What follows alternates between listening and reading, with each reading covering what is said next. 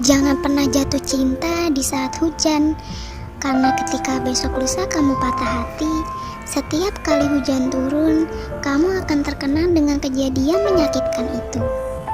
Saat orang lain bahagia menatap hujan, kamu justru nelangsa sedih melihat keluar jendela. Kenapa kita mengenang banyak hal di saat hujan turun? Karena kenangan sama seperti hujan. Ketika dia datang, kita tidak bisa menghentikannya. Bagaimana kita akan menghentikan tetes air mata yang turun dari langit? Hanya bisa ditunggu hingga selesai dengan sendirinya. Apakah kamu tahu hal yang romantis dari hujan?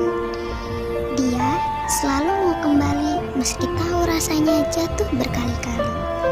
Kelak akan ada pelangi setelah hujan, akan ada kebahagiaan